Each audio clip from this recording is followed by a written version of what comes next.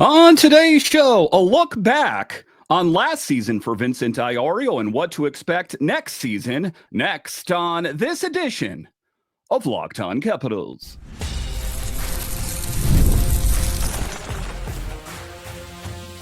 Your Locked On Capitals, your daily podcast on the Washington Capitals. Part of the Locked On Podcast Network. Your team every day. Well, hello and welcome into this edition of Locked On Capitals, part of the Locked On Podcast Network, your team every day. My name is Dan Holme. I've covered the Capitals for the past 3 seasons for Locked On and various other outlets before that. I'm also the host of the weekly show called The Capitals Minute Cast, available wherever you find your podcasts. And as always, I want to thank you for making this your first listen of the day. Today's episode is brought to you by our friends at FanDuel. Right now, new FanDuel customers can get $150 in bonus bets if your first $5 bet wins. So in this edition of Locked On Capitals, we talk about Aliaksei Protas in beast mode. Listen, we knew that Aliaksei was a good player before, but last season, he really took it to the next level. What was behind his success? A bit later, we'll talk about Backstrom in the Olympics for Sweden. But just to get it going here, talking about Vincent Iorio, a promising prospect in the Capitals' blue line pipeline, if you will. And, he's been taking a little bit longer, I think, than some of us had thought. There was talk not too long ago that he could be the next answer on the blue line. And you recollect back that a couple seasons ago when the Capitals made it to the playoffs that he got thrust into action, but then got injured. So let's take a peek and take a look at Vincent Iorio. What did we learn from him last season? And ultimately, what can we expect from him in this upcoming season? So let's dive into that in segment 1. And a player that I think the Capitals have a high hopes in, right? That you take a look at the blue line, and for the longest time, we were told that there is a glut of talent on the blue line. But that was put to the test last season in the playoffs when Aliaksei was thrust into action because Marty Faravari got injured. And at that time, Aliaksei was the best option that you had. You had Dylan McIlrath in-house, but, to his own words, not the best skater, more of a physical player, that I think the Capitals are looking for long-term answers, maybe not next season, but in seasons to come. The hard part, I think, for Vinny is going to be that there are a lot of good defenders that are coming up through the system as well. So it is my assessment that he is really going to need to bring it in this coming season here. And that's what we're going to talk about, because remember the name Vincent Iorio, because if things break his way, we might see a whole lot more from him soon. I guess it depends on the injuries on the big team, the Capitals. I guess it depends on how he performs in Hershey. But when you take a look at Iorio, 22 years old, 6'4" right shot defenseman, big dude. And he's been doing time in Hershey the last couple of years. And honestly, he's been steady. And I think that if I could summarize Vincent Iorio, that's what I would say. Solid, not flashy, not a flashy player, but solid. And I know that there were fans that were saying that, I thought he was going to take big steps forward because we saw him in the postseason and the injury thing happened. And, him, a lot like other Capitals, I'm going to say blue liners in general, it's always going to be their time. It's never their time. And I'm not ready to, dismiss Vincent Iorio as he is not a part of the long-term answer on the blue line, but it's just going to be more difficult, I think, in the years to come, being with the great talent that we have coming forward. But here's the thing. Iorio's game's never really been, a highlight reel game. If I was going to say it's about poise, it's about making smart decisions. And ultimately, why I think the Capitals like him. And being that reliable guy on the back end who makes the right pass, not the risky one. And, we've seen that from the Capitals, and that has led to the opposing goal, that if you can have a guy, a rear guard for your team that is responsible, making the right pass, not looking for the highlight reel pass or the goal, then I think you got a really good, solid option. And I think that is kind of where he is fixing to be. But, you can learn a lot about a player, in their future by looking at their past season. And for him in Hershey, 20 points in 67 games, 5 goals, 15 assists, a plus minus of -4, which doesn't sound great. But if you want to kind of take it up a little bit, 30,000 foot view, widen the lens here. It's the context, I would say, of the situation. The Bears weren't exactly elite defensively, and the swing from plus 26 to -4. What I'm going to say is it's more of a reflection of the team play around him. That you can be the best defender in the world, but if your team as a whole is not playing well, that's going to be reflected in your stats as well. But, kind of to take it down to more of a granular level, he still logged top 4 minutes and was entrusted to play in all situations: penalty kill, late game shutdowns, and transitional play. And the one thing that speaks volumes is that the coaching staff trusts him, and that matters. And I think that, it's an interesting position for the Capitals, because I think that their blue line is pretty well buttoned up right now. We know that there is still options. There's Dylan McElrath. They added Declan Chisholm. That it's going to have to be injury or real inconsistent play for him to find a way in. But like I said, it was a couple seasons ago when he got that call up when the blue line was banged up and didn't last too long. He got injured right away. And that was the moment you're like, yes, we're going to be able to see Vinny Iorio, on the big stage, the playoffs, that kind of thing. But still, the trust was there to throw him in a postseason game, period, right? That, they could have got in different directions, but they chose to entrust Vincent Iorio. So it gets a little bit easier in certain regards and not a whole lot easier. I know that kind of sounds convoluted in another way. So where does he fit now? So we know that there were subtractions: Chase Prisky, Ethan Bear, that are on the move. So that presents an option. But then you take a look at Carlson, Roy, and TVR are ahead of him. But if anyone goes down, Iorio is probably going to be one of the options that they think of. Again, this is all ties into what kind of play he has in Hershey next season. The Caps might be cautious right here, though. When we talk about waivers and the possibility of players getting scooped up, that I think that the Capitals need to tread water carefully, because with these waiver players, especially a guy like Vincent Iorio, which, based on what I've talked about here, despite, a dip in production based on overall team play, is a player that I think that some teams would take a flyer on because he's waiver eligible next season. So if they try to sneak him back down, they might lose him for nothing.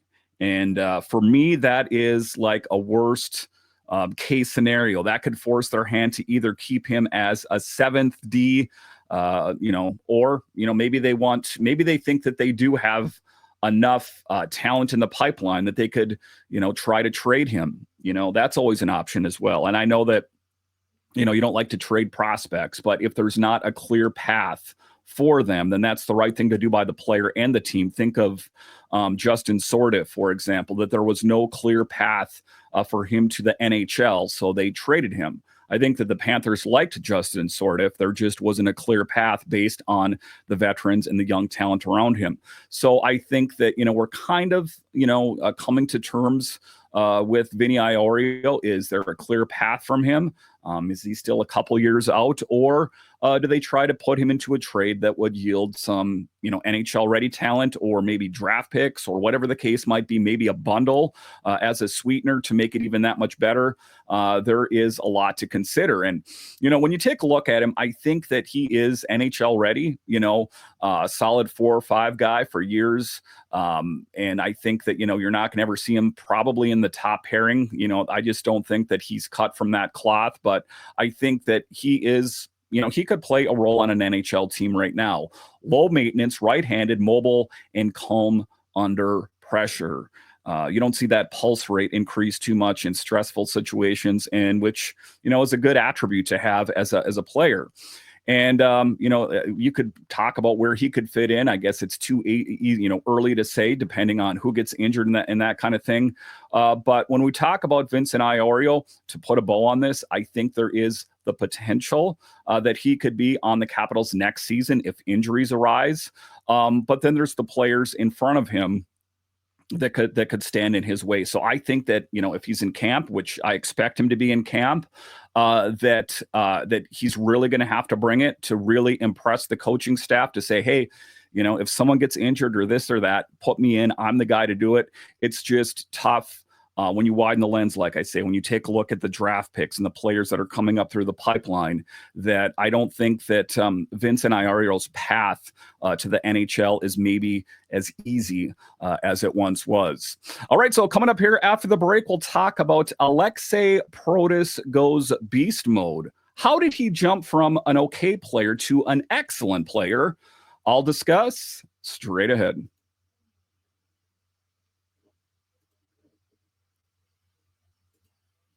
Summer sports are in full swing, and whether you're all about baseball under the lights, golf on the green, or high-stakes soccer action, FanDuel is the best way to make every game more exciting. You're already following the action. Why not make it a little more thrilling with FanDuel? You can get in the game with your friends while they're getting sunburnt on the beach. Now, I've been using FanDuel to track my favorite matchups, and the app keeps it fresh with new daily promotions and fun ways to bet. It's easy to use, fast to pay out, and makes even regular season games feel like must-watch events. And Lord knows if you're a Nationals fan, you need kind of an incentive to watch the game. So why not give yourself a little bit more incentive and open up the FanDuel app, put a little bit of money on the game. All of a sudden, it got that much more exciting. So are you new to FanDuel? New customers can bet just $5 and get $150 in bonus bets if your first $5 bet wins. Open the FanDuel app today or visit FanDuel.com to get started.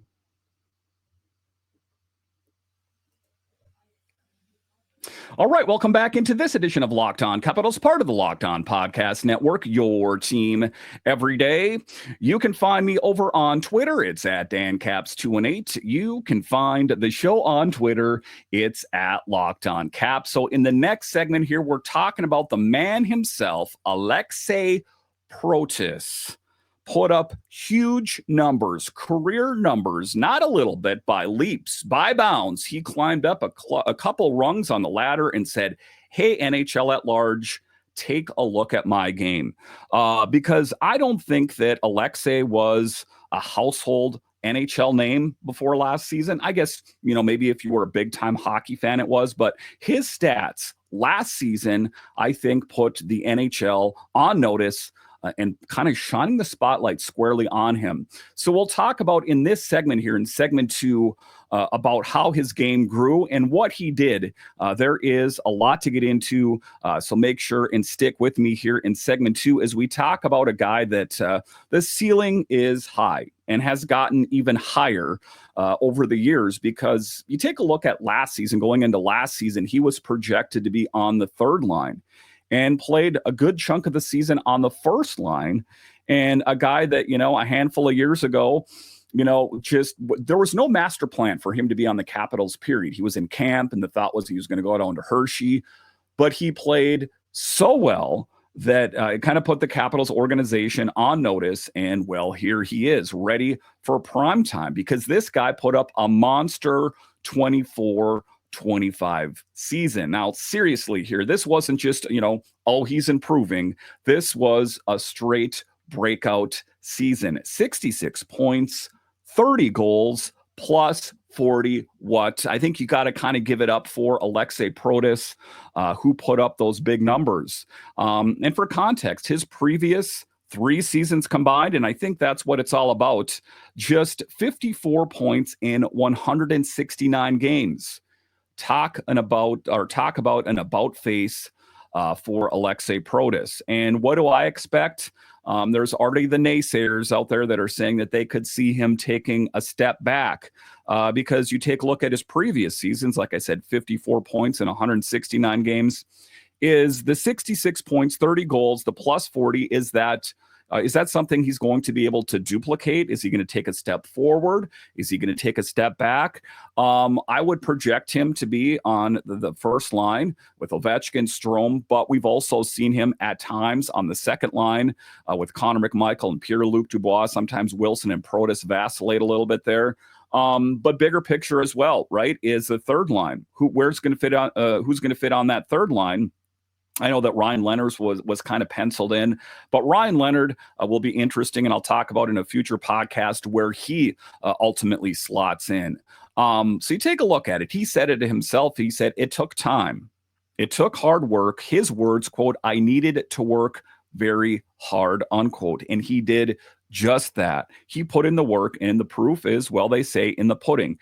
Take a look at his stats that I just went over last season and, put up some big numbers. A tall, big guy, not intrinsically a tough guy. Skates well, great shot, good sense, a good hockey IQ, I guess is what I'm going to say. But the biggest difference that I could say in Aliaksei, last year, of course, the goals, that's a good thing. But the thing that I think that grew, by leaps and bounds was his skating. Protas worked with the skating coach, what was her name? Wendy Marco.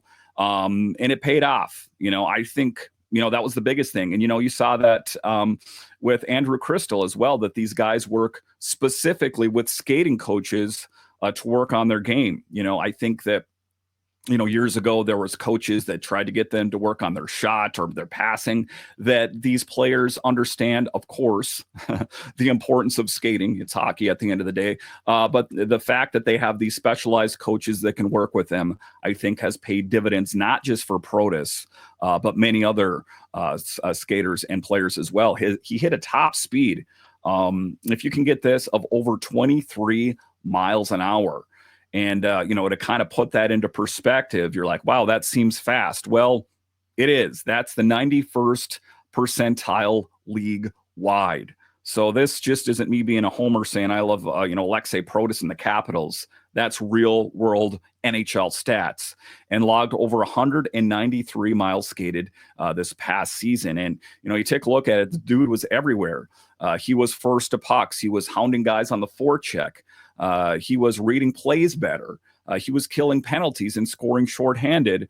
That in a lot of ways, the complete package. And if you can believe it, there were even faint rumblings out there at the trade deadline if the Capitals would consider trading Protas. Of course, that would have been a horrible decision to make, but that was the fodder of discussion by some of the elite NHL insiders, I guess you could say. And if you want to take a look too, drill down a little bit more, looking at his shooting percentage, 21.1%. And like I said, to kind of compare that to league-wide 98th percentile, that is what I'm going to call elite efficiency. And another thing, like I said earlier, that really grew is his hockey IQ. And that's not something that is easily quantifiable, right? That hockey IQ, it's this percent. But I think that he's understanding the game better. And I think he's doing that in large part, just with the coaches, and more specifically, Spencer Carberry, is he's understanding what Spencer and his coaches want to see out on the ice. And that has been huge. And Pierre-Luc Dubois, who's played with a lot of high-end guys, said Protas is smart, not just big, not just fast, but smart. And I think that, you could kind of pigeonhole Protas just based on his hulking frame as a guy that could be, a guy that's more of a physical player. Like I said, not the case. He is more of a high-end goal scorer, great skate, great hockey IQ, and is finding the puck in the right places. I think that, Spencer Carberry, at least in part or in large part, I guess it depends on your perspective, is the guy that kind of unlocked that inner greatness inside Protas. And that's why I think that he can at least maintain what he did last season. And I'm not going to sell him short. I think he could even take a step forward. I don't think it's going to be easy. And a lot of that'll be depending on, what line he plays with, that kind of thing. But I think that, if he's playing the first line primarily or the second line, I think that he will thrive again. Now, maybe he doesn't shoot 21% again. That's pretty wild if you think about it. But if his skating continues, if his confidence sticks, that is one of the things that I've talked about on the show, is kind of just smiling from the inside, as they say. You saw Mantha struggle. Yeah, I'm talking Mantha. Remember that season that he was horrid? And then all of a sudden he started finding, scoring goals, and his confidence was boosted. And wow, what a player he turned into be at the latter part of his Capitals career. And Alex Ovechkin, same thing. When he got off to that slow start up until the All-Star break, the confidence was restored. He started scoring goals, and that confidence just was filling over the top. And, the way the roster's shaping up right now, there's room for him to take on even a bigger role, if you can believe it. I guess it depends on how the players gel around him. But all things considered, I think Aliaksei Protas, his game has grown. I think it's going to even grow more. And an exciting young Capitals, a player to watch, and a good thing as well is that Aliaksei Protas is in the pipeline, his younger brother. And guess what? Hint, hint. He's one heck of a hockey player as well. All right. So coming up here after the break, we'll talk about the possibility of Nicklas Backstrom in the Olympics for Team Sweden. Crazy, huh? I'll discuss next.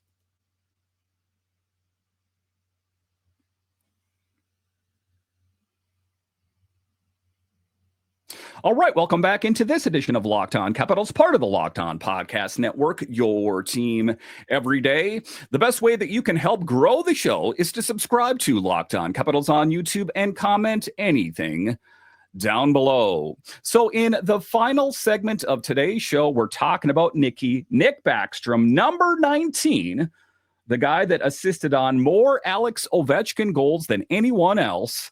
Well, what is the recent news that we heard is that he is going to be playing professional hockey in the Swedish Hockey League for Brynäs IF.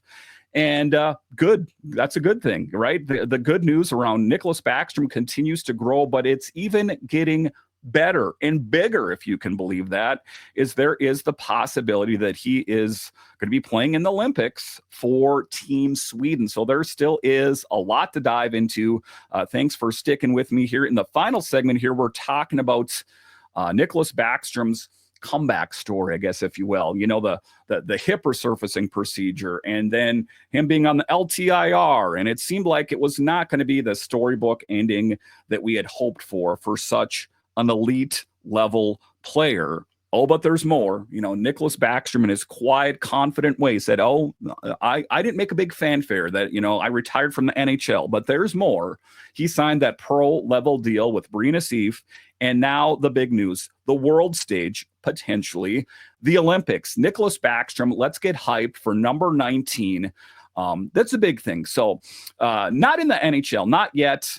I don't know if he's ever going to make a comeback to the NHL. I'm going to probably say not. I think that he will, play out the duration of his pro career, whether it's 1 year or a couple years, whatever the case might be, over in Sweden. So he is lacing up again. Like I said, he signed with Brynäs IF, his old club. And now, for those who don't know, Backy played last in October of 2023. Yeah, it's been some time. 2025. It seems in a lot of ways like it was just yesterday. And then, he spent his last season on the long-term injured reserve, sold his place in the DMV area. And like I said, not the storybook ending that I think all of us were hoping for. You take a look at TJ Oshie and the fanfare that surrounded his retirement. And I guess, Backstrom hasn't formally retired. He's still playing overseas. But I think that it might be a safe thing to say that his NHL days are over. But hey, I could be wrong. Take a look at Evgeny Kuznetsov, for example. But he tried to do the thing that he could do. He tried to work through it. He had that hip resurfacing procedure that didn't respond. Said he had to do it. He couldn't play with his kids, couldn't tie his shoe. Played, that summer after that. And played well. And then former GM Brian McClellan was hopeful, but it just didn't stick. It didn't gel. He tried to gut it out, but the pain, the limitations, it was too much. But now there's more. He says his body is feeling great. What a great story this is. He's been skating all summer, and he wants to give it one more go, and he will. As we know, he's playing with Brynäs IF next year. 37 years old. I think still some tread on the tire, some fuel in the tank, and this is about closure. This is about him ending his hockey career on his own terms. He's not going out in a whimper, even though he's not the showboat, verbose, over-the-top, ostentatious person. He is leading in that quiet, confident way that he did for his entire career for the Capitals. And maybe a shot at the 2026 Winter Olympics. Now, I know that most of you that are watching this are probably either rooting for Team USA primarily, or I know got some Canadian fans, but kind of vested interest if he does in fact make that roster to root for Team Sweden. And Sweden's watching. Victor Hedman's vouching for his play. Their coach says if he can play regular minutes, he's in the conversation. Wow. I mean, if you're a Backstrom fan and if you're a Capitals fan, you got to think that you're a Backstrom fan. Quite a vote of confidence. Now, just like I talked about Vinny Iorio in segment 1, a lot of this, the ball's in his court. How well can he play? How is that hip going to respond to regular play over in Sweden there? That's the thing. But, honestly, this whole story is what I'm going to summarize quite simply as awesome. Backstrom gave this franchise 17 seasons, 1,033 points, and 1,015 games. Total pro. If you know him, quiet leader, was fine living in Alex Ovechkin's shadows, putting up big numbers, but didn't really want to talk about himself. One of the best passers in his generation, a guy that would eat a big bite of humble pie and ask for seconds. That exemplifies exactly who number 19 was and is. And the hard part, I guess, as a Capitals fan, is he never got that farewell in DC that he deserved. And again, him just shrugging, even when they tried to give him credit for Alex Ovechkin, those kind of things. He's like, no, this isn't about me. This is about him. That I don't think he ever wanted that. I don't think he wanted that farewell. I think that he's like, okay, I obviously love the Capitals, but I still have a little bit more hockey left in me, or maybe a lot more. I guess it remains to be seen. But this comeback, that gives him that. The fact to prove that he still got it, I think he, like he said that he's not doing this for money. When asked how much money he's getting paid, he said, you'll have to ask the Swedish, you'll have to forgive me, monetary, system that they have going on over there, that he's not doing it for money. Lord knows he made a lot of money as a Capital. This is about proving to himself that he can still play pro hockey.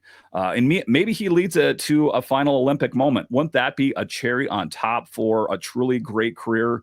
Or maybe it's just about doing what he loves doing. In any case, I think that it could be both of those could be true. That he, an Olympic finalist would be cool, and just to see him lace up the skates at a pro level is really cool. To put it simply.